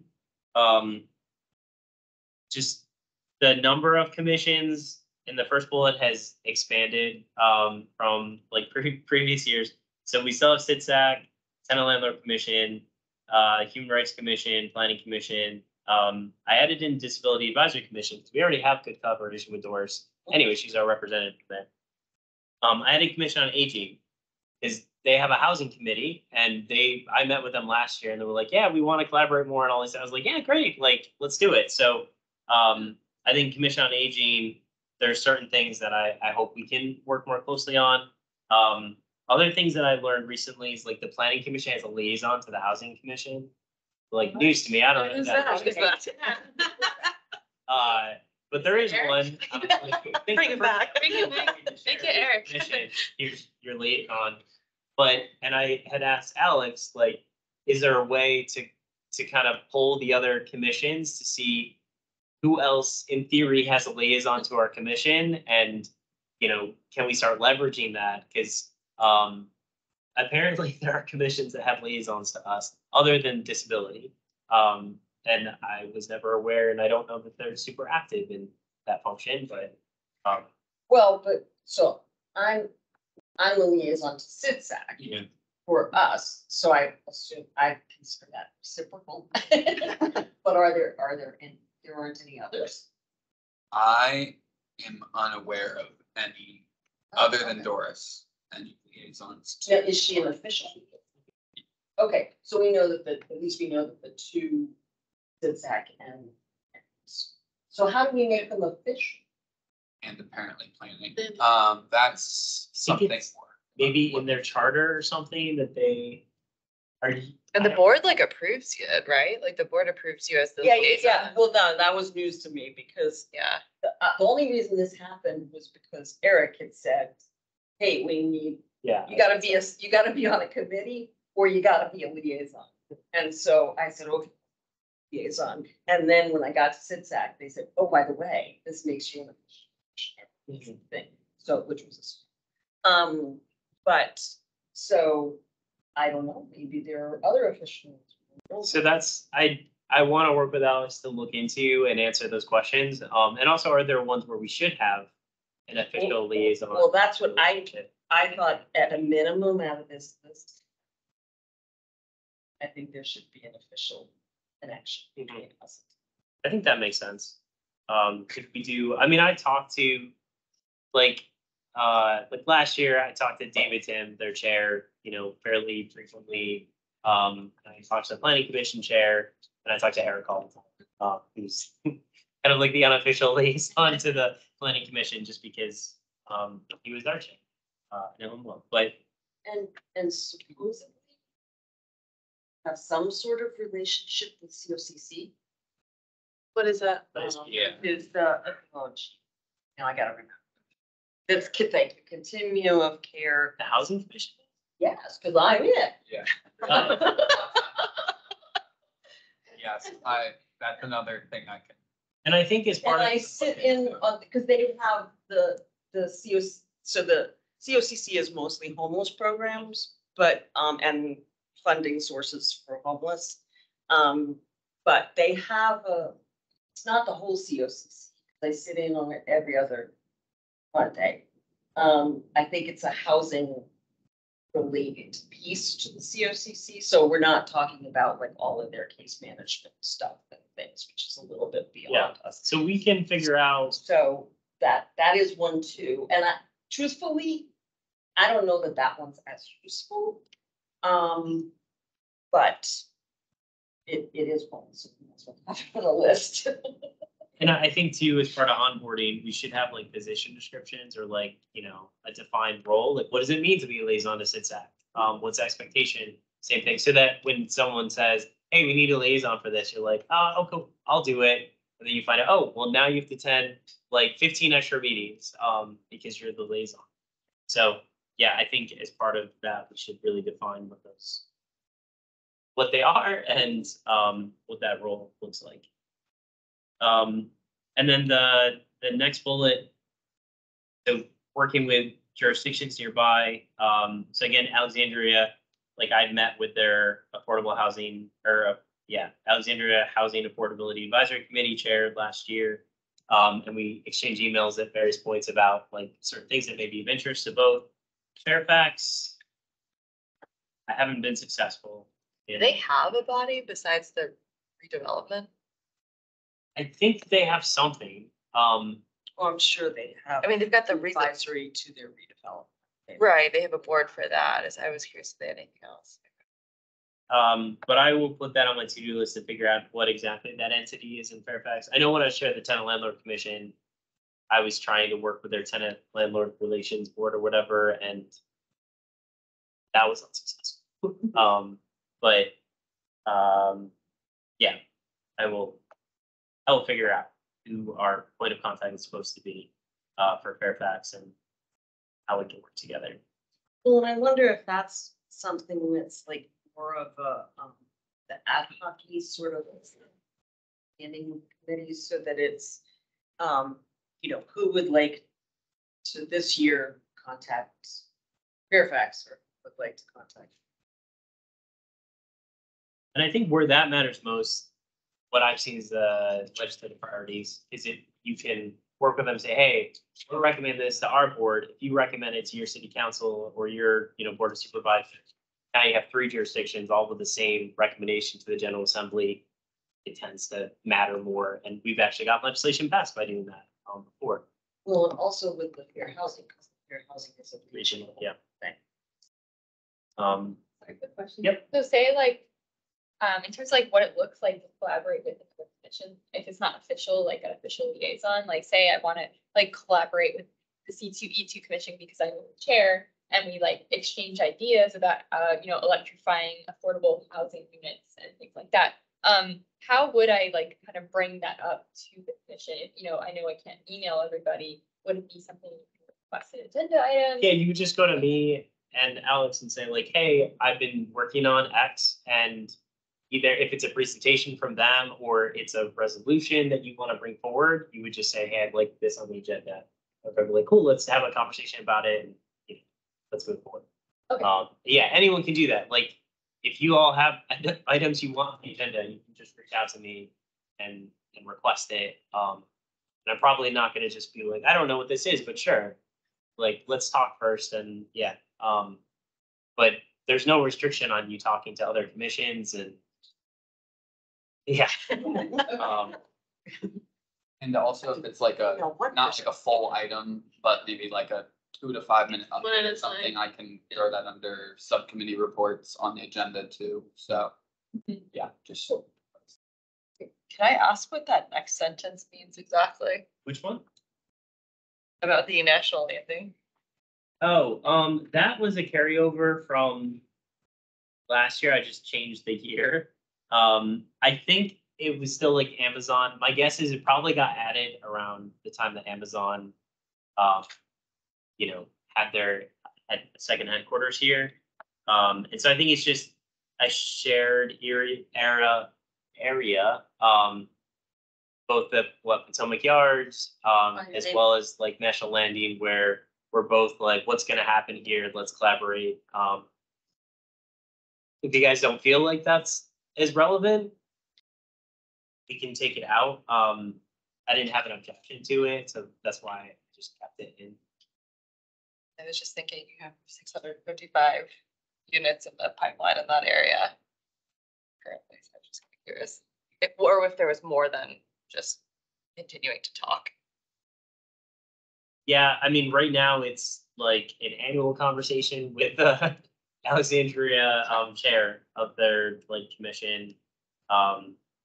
And so there hasn't been a whole lot more to it. I don't know with the potential stadium plans and impacts that may have if that goes through, like, you know, that could be another area of focus, but yeah.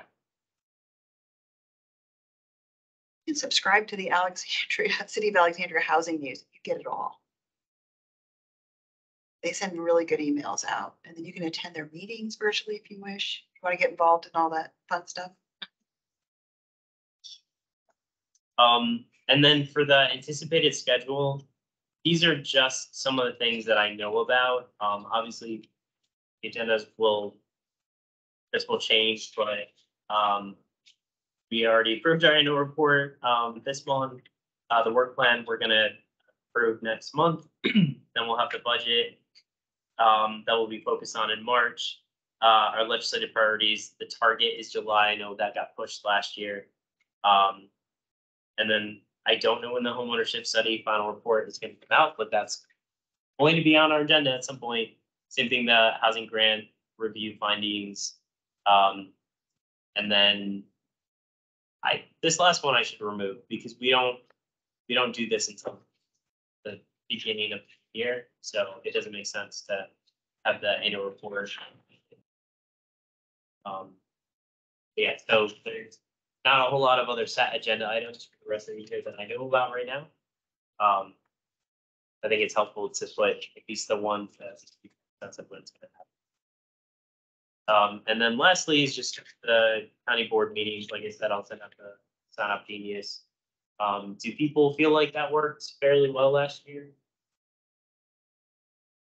And I think Alex, you sent out like meeting Individual meeting yep. invites to each person for that one. And then I'll follow up with you the week of. Getting connected with the staff person that has either the team's info or if you're coming in person, they know you need. Expect you to speak. Okay, so any other things like comments that people have for the work plan? I have one more. I'm sorry, this is kind of minor, but I would suggest maybe we move B and C up before A, just like switch that order, because I kind of feel like that's more of our role as the housing commission, so I would just move A down in the order. Like I thought about that and then didn't, but yeah. I mean, I realize it's like formatting, but yeah, I think we can move that to E. I think that's what I would agree with. Yeah. I think it became A right when the Serrano hit. Yeah, and then, which makes sense. Yeah, with the context. B would be A's and Yep. A would be C. yeah. Okay. Yeah. Anything else on this? Yeah. Again, we're not voting on it tonight. It's just taking in everyone's Yeah, that's edits great. and changes and. Yeah, thank Sorry, one more question. Yep. Sorry, last one. That, I guess D in the current status, members of the public community in Arlington, what does that? Just like collaborating with. Yeah, that was, it was in there before, and I decided not to remove it because sounds like a good thing. We don't specifically do anything that I know of with members of the public school community in Arlington, but probably someone at some point thought that was important and asked for it to be included. We can take it out. It was Laura and she's not on it. Oh, was it? Okay. She was before on some sort of school committee. So she came in. So now that Laura's gone, do we want to stop collaborating with the public school community? Well, I think it was, it didn't work. I don't think it really worked. Some of these are aspirational. They're, we would like to do this if we have time and yeah. I mean, does anyone have kids at the school?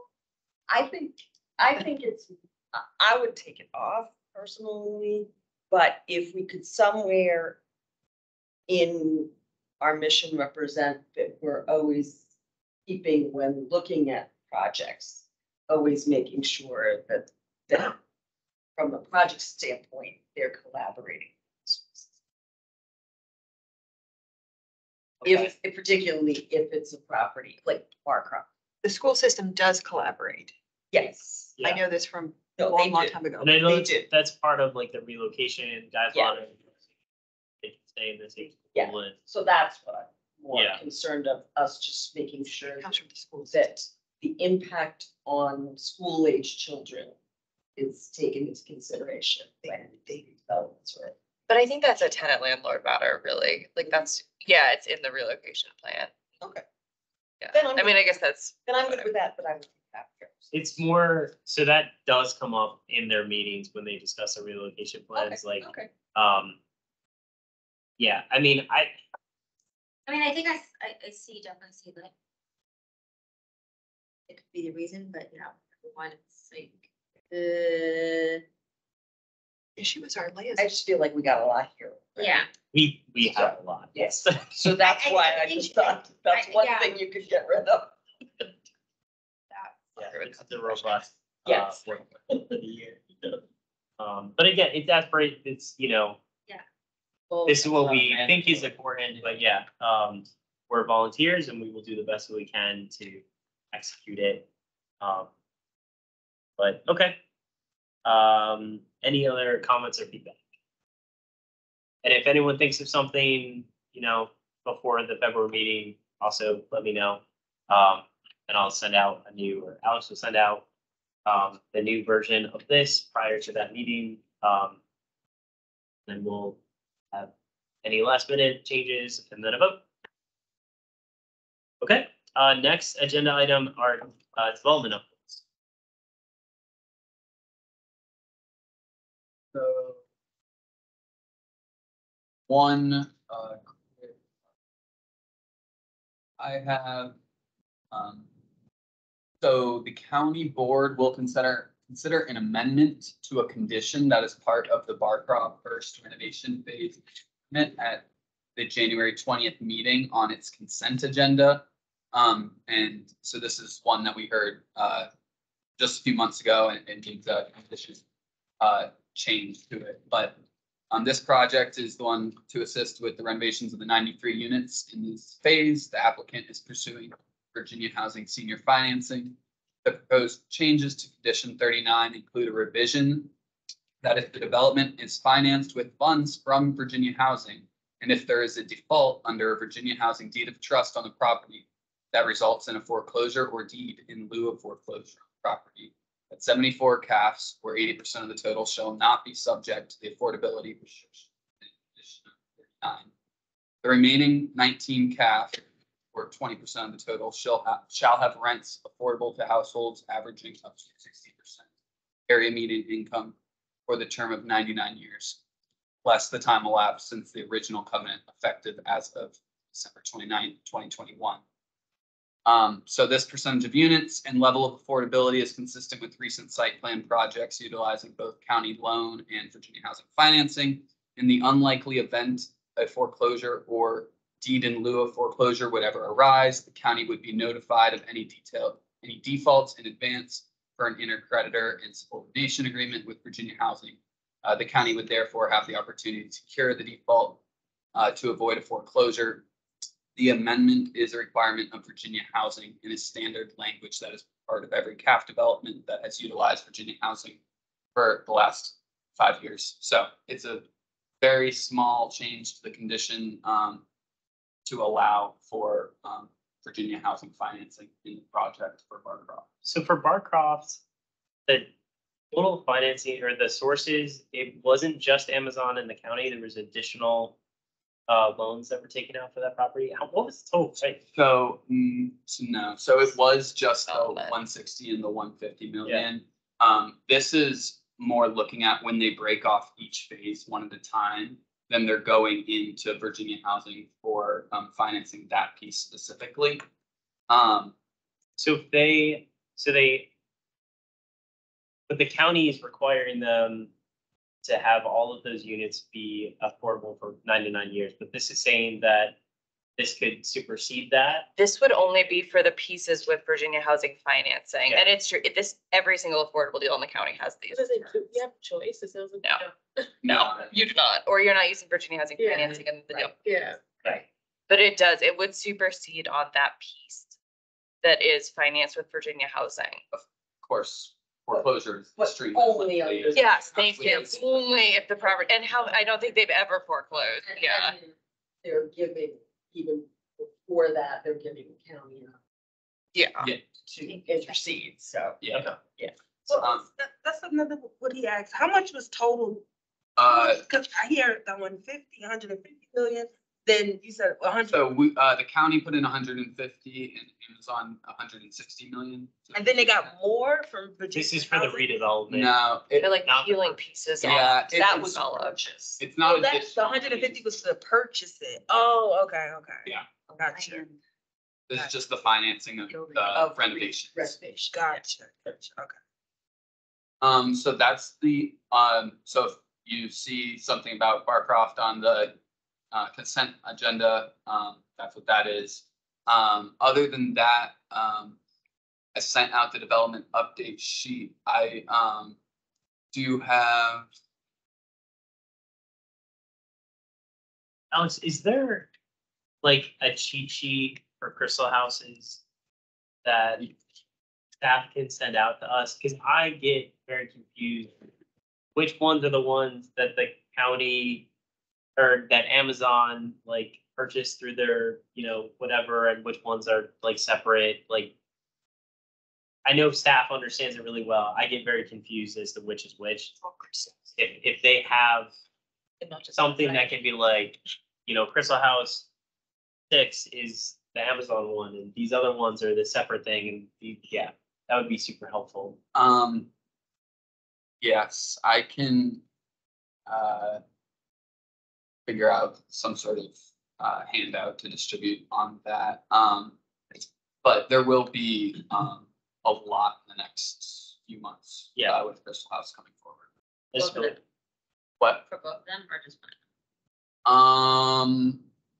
How many Crystal Houses are there? So there's Crystal Houses 3, 6, and 4 on technically what's called the big parcel across the street. There is Crystal House 5, and that was the one that the land was given to the county on. And he'll probably explain all this better than I could, but That's fine. If the we get developer that and the cheat county sheet, are working that would be on. You just want something that like labels which one is which, yeah. Yeah, and Yeah. just like. And it's very illogical, it doesn't go in order, yeah. Yeah. That would be. It's the one that the county did the RFP for, Yeah. it's the one that Yeah. But yeah, there's a Yeah. lot of big decision points coming up in that project in the next very short term, so more to come on that. This is the one where all of our caps are going from the other project, or the money from the affordable housing ordinance. And then other than that, I just have this, I don't know, Nikki, if you had any update on the Goodwill SPRC, there is another one coming up next week, a second one. Other than that, we actually have people signed up. There's the floating dates thing on these two. We did lose Laura. So the Public Facilities Review Committee, we don't have a liaison to that or representative for that. we have been asked to have one. I'm not sure, you know. I'd be interested in that one, You know, depending on if, that's not like an every single month one, is it? You'll find out. I raised my hand first. But, okay, I'll, Depending on the commitment, maybe I could split it with someone, but That's I'm another interested, one I'm Add interested. to the, Uh-huh.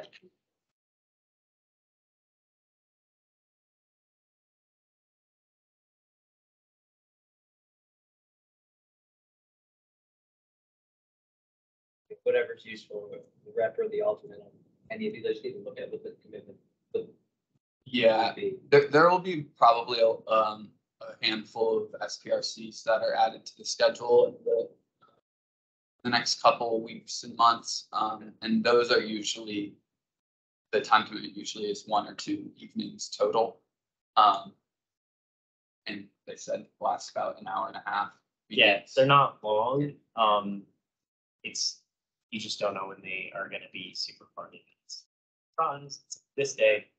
And they're in the evening too. It's not like they're.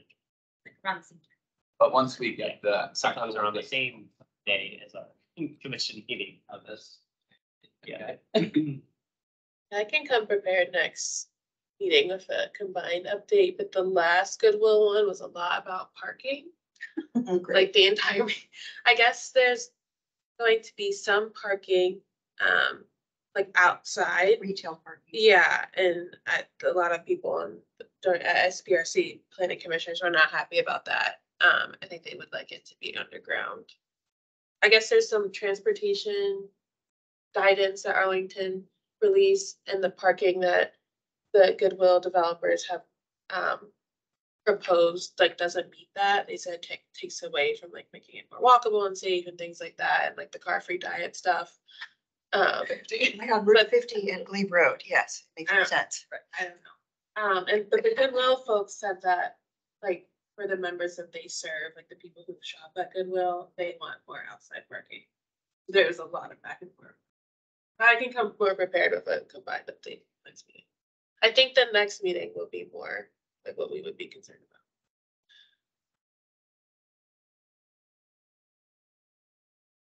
Yeah, so other than that, I'll send out meetings as they come, but we have signed up for the ones on the calendar now, so I'm good there. That's it for development updates. Thank you. Next is subcommittee reports, which I think is just homeownership. So we have not met. We are hopefully going to meet either end of January, beginning of February. Right now, the homeownership report is in a draft form and it's being reviewed by staff. And we have a new CPHD director.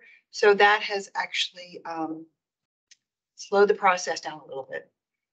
Am I saying something bad?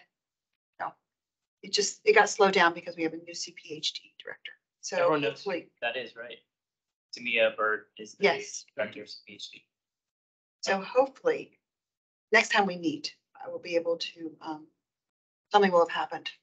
Sorry, what does CPHD stand for? Community Planning, Housing and Development. It's Alex's boss. It's planning, housing, development, but it also has like inspection, zoning.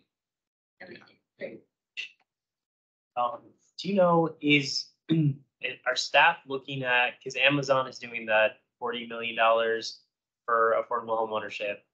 And I guess the Community Land Trust, the Virginia Y Community Land Trust applied to use some of those fundings for, it included Arlington. Do you know, is staff talking to that, like any way looking at that as part of what they're looking for in the Senate? No idea what the report says. It's a secret until I see it. Okay. Because there's a lot of people that are involved. There's a third-party consultant, you know, and they're completely vetting this whole thing before it's released. Okay. I was just gonna. Yeah. So, since Zach is the Community Development Citizens Advisory Commission, I had to do that. So we had a presentation at the last meeting from the city manager's office that they just put out on NOFA for a new program. So apparently, city manager's office had sort of had a certain pot of general fund money that they just said part of it was contracts with folks like Path Forward and I'm trying to remember the other one that are basically Doorways? no, but that are entities that basically do what the government could or should do, but they've contracted it out. So, and that is a separate pot of funding. But then there's also other nonprofits in the community that have just traditionally always gotten funding from the general fund. Well, apparently the city manager's office in the last year or so decided that at least some of that should be turned into discretionary money and be put out competitively. And so that's $1.5 million that went out that was normally, it's the same budget, but they just carved off $1.5 million to put out competitively for the nonprofits to then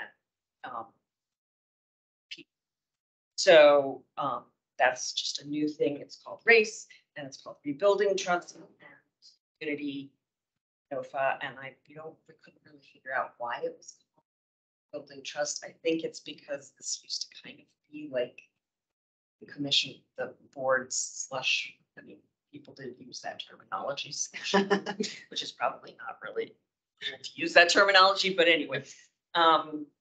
And so this, I think, why the Rebuilding Trust is to try and put more transparency and structure to some of the funding. So just FYI. Having previously sat on the board of one of those nonprofits that just was given a contract. Yeah. I was kind of appalled doing procurement for the federal government. Like just, oh, you have no safeguards in here. Like this is not how you're supposed to run a contract. And yeah, our procurement shop was just like, yeah, whatever. Like now, yeah. I will say that interestingly enough, and the other cool piece that I think kind of goes on to our work, sort of along the lines of the work plan is that they've gone out to the community and solicited reviewers for these applications, for these proposals, and tried very, very hard to get reviewers that reflect the people that are being served by these nonprofits. And they're paying them, which is a unique situation, but that's also why they're hopefully being a little bit more successful in who they're gathering to do that. So there's a little bit more of that community voice and involvement in this little piece. So it's a good start. Otherwise, it's a completely unstructured situation. So we were, all of us who on CIDSAC has like a really big grant review process that is very structured. It's partially dictated by the feds. But anyway, we were like, wait a minute, we're like, you have none of these pieces. So it is a little unstructured, but this is their first year. So anyway. Yeah. Any other liaison updates? Okay. Then I think that's it for our meeting. So thank you all. Oh my gosh. Thank you.